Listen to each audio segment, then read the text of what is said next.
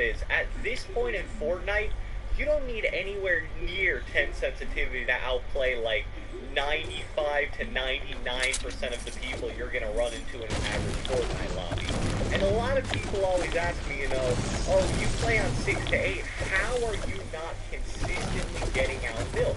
And like I referenced in that video where I went over the 4 ways to become a great Fortnite player, there is so much more than just building, and there's so many more ways to be great at Fortnite. You can be the best 10 sensitivity builder in the world. I mean, you can outbuild everybody and their mother, be able to build the fastest 1x1 cube in the world, build the fastest ramp wall combo, the fastest wall staircase combo to get high in the air and get high ground. But if you get to high ground and you have awful gun skill, no IQ, no idea how to position yourself, well, you'll be flashy and your videos will probably look pretty cool, but you won't even be that great of a player because you're only good at one thing, and that's fast building. And just to address another comment I got all the time on that why I think I'm the best console player video, so many people said to me, yeah bro, you're great when it comes to killing potatoes, 27 kills, that's super impressive, but the first 10 sensitivity builder you run into, he's gonna destroy you, here's this guy, A, B, and C, that are 10 sensitivity builders that will destroy you if you ever ran into them. And my response to that, and kind of my proof that you can still be great with 6 sensitivity, is I played something ridiculous like 6,000 Fortnite games. Do you really think I've never run into great 10 sensitivity builders? I think there's no more competitive game mode in Fortnite than Solo Showdown. And the first Solo Showdown, the one where it wasn't just individually based on regions, I placed something, I think 103rd or 104th in the world. Kind of depressing because only the top 100 people got free V-Bucks. And like I said, there were a lot of PC people in front of me. There are a lot of people that probably cheated and played on other servers in front of me. But the point that I want to make here is that I ran into so many great 10 sensitivity builders in Solo Showdown. And to place 103 out of like the millions of people that tried it, I had to win something like 40 out of the 50 Solo Showdown games. So trust me, if this really was just one big lie and I truly did get destroyed by every great 10 sensitivity builder I ran into, well then I wouldn't have won anywhere near 40 out of the 50 Solo Showdown games, because I probably ran into 3 to 4 great 10 sensitivity builders every single game.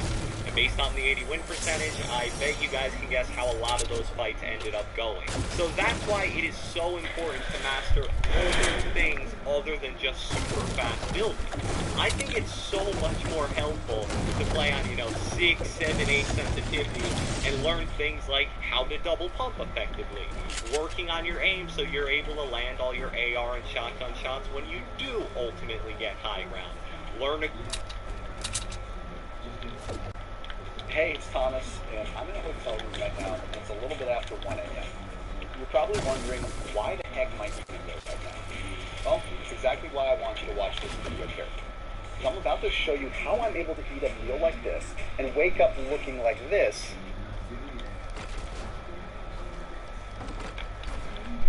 Learn a great starting strategy so that you never get killed off the rip when you play a game, and then you'll be able to work on your building and aim and all the other things, Learn how to position yourself, learn how to play with high IQ and not push stupid fights.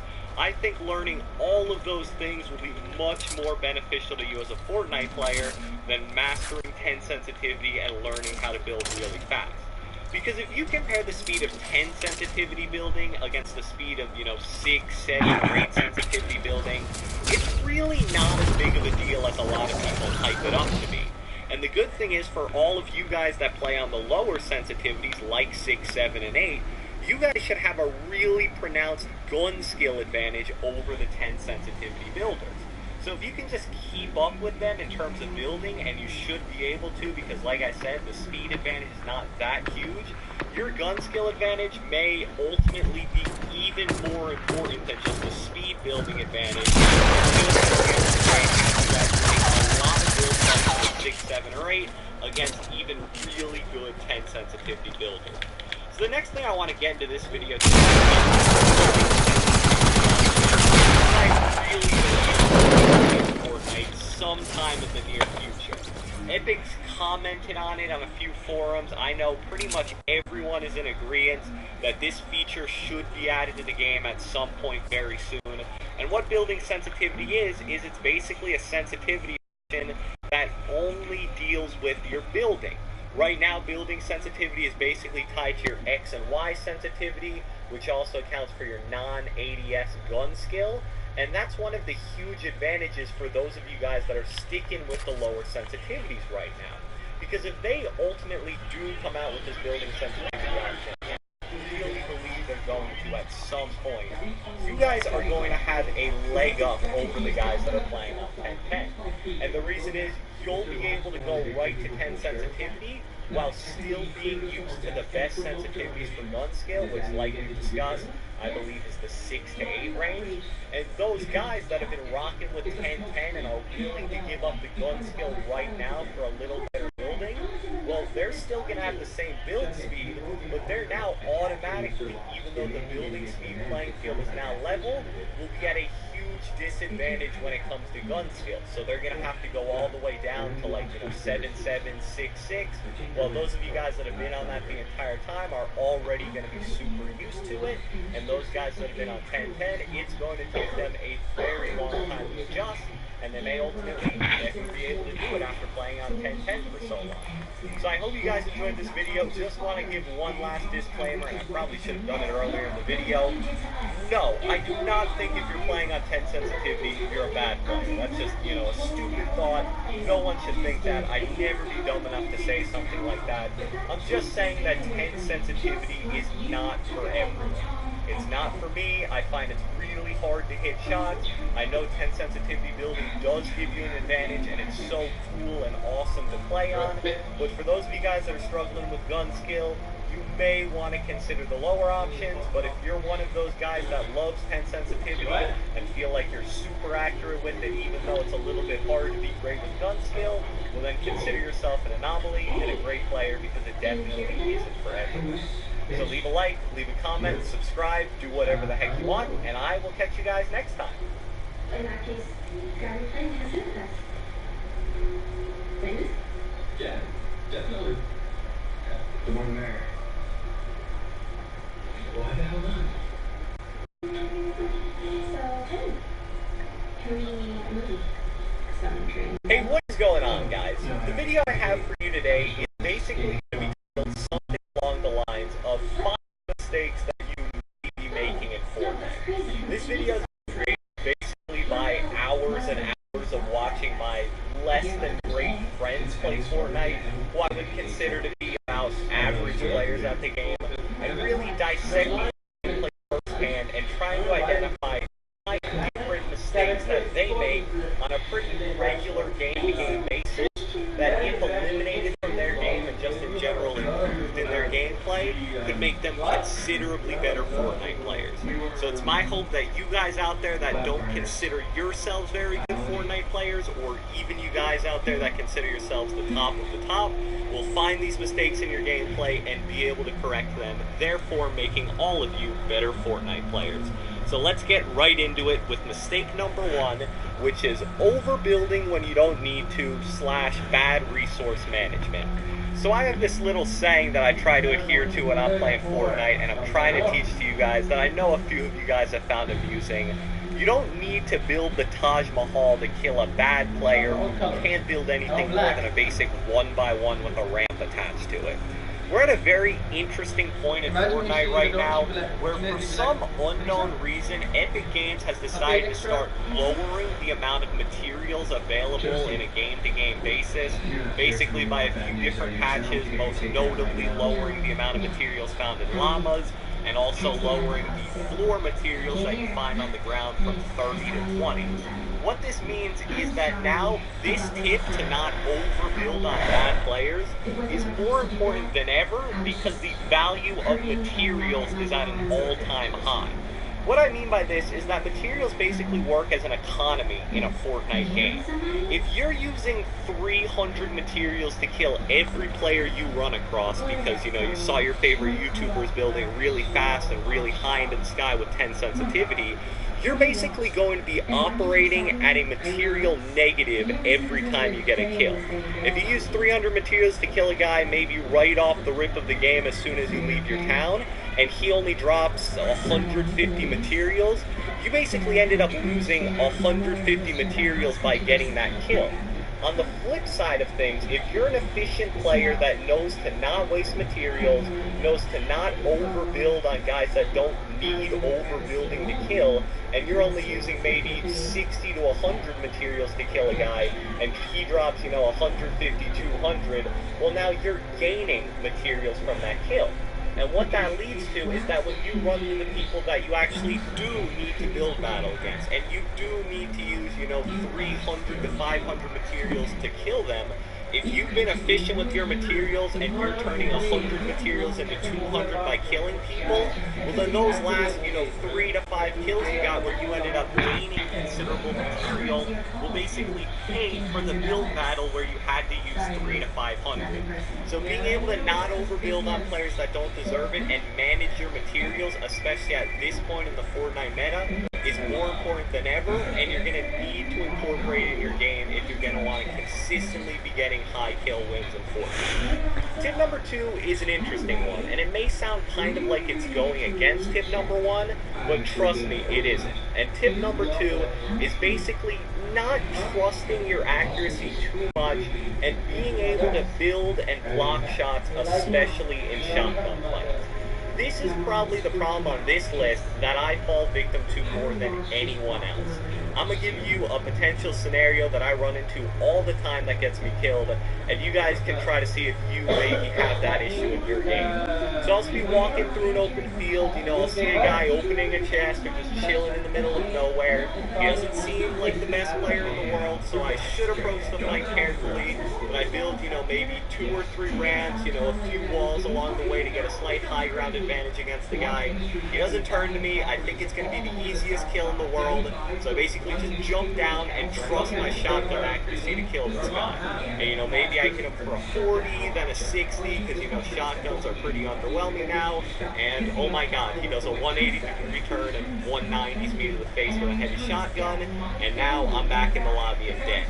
If that's something that happens to you, you have a problem in your game of trusting your accuracy too much, and honestly, just being a little too cocky when you're playing Fortnite. With how inconsistent shotguns are, and this is especially for close-range shotgun fights, any given shot could do 9, and any given shot, with a heavy shotgun at least, could do 190. So you could be in a fight where you are just absolutely outplaying a guy's life. You land 3 shotgun shots before he even lands 1. But if your 3 are 9s and his 1 is a 190, well then you're going to lose that fight 9.9 out of 10 times. And the way to prevent this is by not over-trusting your accuracy no matter how good you think this is. Even if you're someone that wins something ridiculous like 75 to 80% of your fair shotgun fights, if you're getting into 5 to 6 fair shotgun fights every game, where your opponent has pretty much a fair chance of killing you and you have a fair chance of killing him, well then those numbers are eventually going to catch up to you. Even though it isn't the odds of a coin flip, no matter how hot you're feeling or how good your accuracy is, eventually, if you give it enough opportunities, that 20% is going to hit and you're going to die. So you want to build in the middle of shotgun fights, jump in the middle of shotgun fights, do whatever you can so you're not totally relying on your accuracy. And it's not only in shotgun fights. In long-range AR fights, don't just stand out in the open to a guy who's out in the open as well. Because if you miss a few shots, he can melt you down and kill you before you even have a chance to react. You gotta build, don't overbuild, but at the same time, don't underbuild and overtrust your accuracy. Tip number 3 deals with inventory management in Fortnite. You get 5 spots, so it's as important as ever to really prioritize and know what you want to be carrying in those 5 spots. And the specific issue I see in bad or new players here is not correctly prioritizing shields over healing.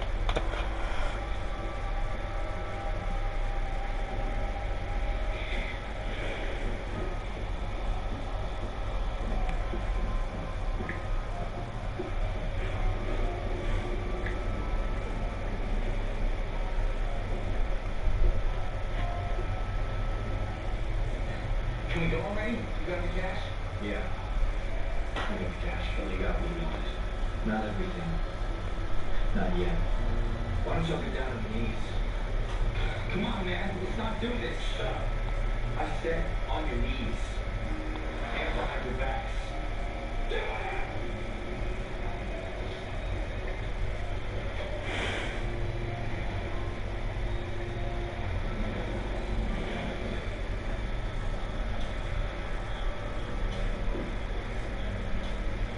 Nice cabin.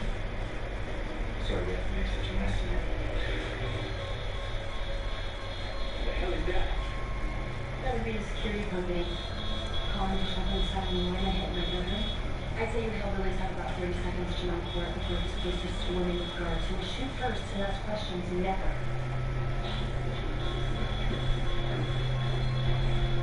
Screw you, rich bitch.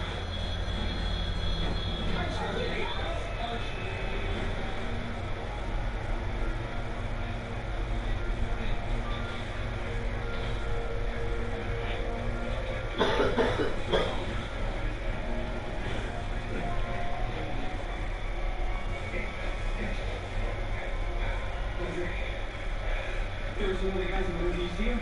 Go back to the cabin. I'll take you from there. What are you gonna do? I said, I'll take care of it.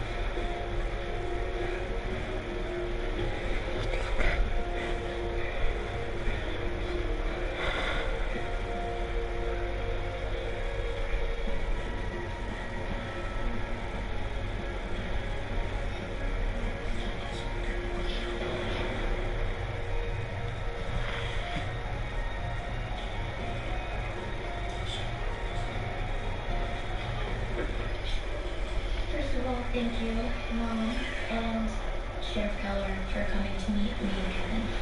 We promise you this isn't a trap. It's that Kevin and I were talking after the movie, and we thought This conversation is bigger than just two people. It's bigger than the people in this booth. Even. that it's probably going to be a long one. So, we should get started.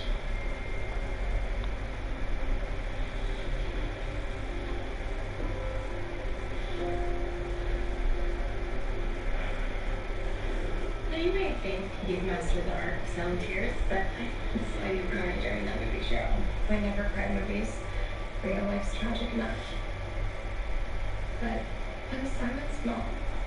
So he used to be such a carefree kid growing up. And then at a certain point, he stopped being that happy kid because he was hiding a secret. Cheryl. Everyone thinks I'm this loveless monster. But it isn't true. I love someone. You love me. My life destroyed them. You mean your brother Jason? I heard him close to your girl. No, not Jason. Her name was Heather.